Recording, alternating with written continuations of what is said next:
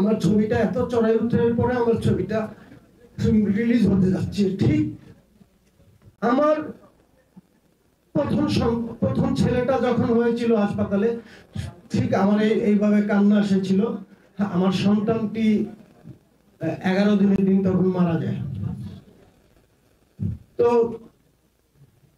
আমার কাছে ওইরকম একটা ফিল হচ্ছে যে মধ্যবিত্ত চলচ্চিত্র আমার ওরকম একটা সন্তান, প্রথম সন্তান। তো আপনারা যদি, আমার সাংবাদিক ভাইরা, আমার এই ছবিটার শুরু থেকে আপনারা যে যুদ্ধ করেছেন আমার সাথে, আমার সাংবাদিক ভাইয়েরা সেন্সর বোর্ডের সাথে যে যুদ্ধ করেছেন, সেই যুদ্ধে আপনারা সহযোদ্ধা না হলে হয়তো আমার মধ্যবিত্ত নামের সার্টিফিকেটটা আমি পেতাম না। এটা আমি সব জায়গায় বলি। সেই জন্য আপনাদের কাছে আমি চিরকৃতজ্ঞ এবং আপনাদের কাছে সবসময় কৃতজ্ঞ থাকবো। আর মধ্যবিত্ত নিয়ে আসলে আর কিছু বলার নেই, জাস্ট আমি আমার অনুভূতিটা ব্যক্ত করলাম, কারণ মধ্যবিত্ত নিয়ে সবাই সবকিছু বলেছে। আর এই সিনেমার ওমর মালিক ভাই খুব দুর্দান্ত, মানে শক্তিশালী একজন অভিনেতা, তার সম্বন্ধে নতুন করে বলার কিছু নাই। আপনারা যারা সাংবাদিক আছেন সবাই ওমর মালিক ভাই সম্বন্ধে জানেন। এলিনা শাম্মী অনেক দুর্দান্ত অভিনয় করে, তার অভিনয়ের জন্যই তাকে আমার এই ছবিতে নেওয়া। আর শিশির সর্দার সম্বন্ধে তো আমাদের উপস্থাপক আর যে নীরব ভাই বলেই দিয়েছেন। আর মাইশা প্রার্থী, ওকে আমি বাংলা চলচ্চিত্রে আমি এনেছি।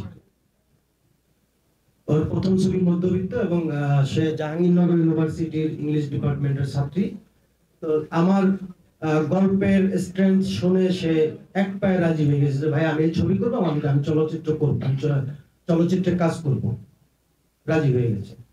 ইনশাল্লাহ আমরা খুব সুন্দরভাবে সকলের সহযোগিতায়, আমার টেকনিক্যাল টিম, আমার কলাকুশলী, আমার শিল্পী, সকলের সহযোগিতা আমি আজ এই পর্যন্ত আসতে পেরেছি। আগামী 3রা জানুয়ারি 2025 নতুন বছরের প্রথম সিনেমা মধ্যবিত্ত। আশা করি আপনাদের আমার সাংবাদিক ভাইরা যেরকম আমাকে যুদ্ধ করে আমার সার্টিফিকেট এনে দিয়েছিলেন সেন্সর বোর্ড থেকে, আশা করি আপনারা সেই রকম একটা যুদ্ধ করে আবার বাংলা সিনেমার দর্শকদের হলমুখী করবেন মধ্যবিত্তর মাধ্যমে।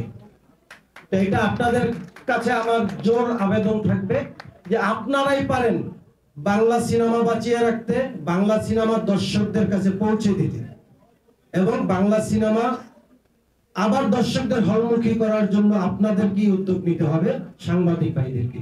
এর কোনো বিকল্প নেই। আমার সিনিয়ররা এই কথাটা বলে গেছে, আমিও বলছি, এবং আগামী প্রজন্ম যারা আসবে তারা এটাই বলবে যে সাংবাদিক ছাড়া চলচ্চিত্র অঙ্গন চলবে না, সাংবাদিক ছাড়া চলচ্চিত্র দর্শকদের কাছে পৌঁছবে না। তো আশা করি আপনারা আমার সাথে সেই সহযোদ্ধা হিসেবে ছিলেন, থাকবেন ইনশাল্লাহ।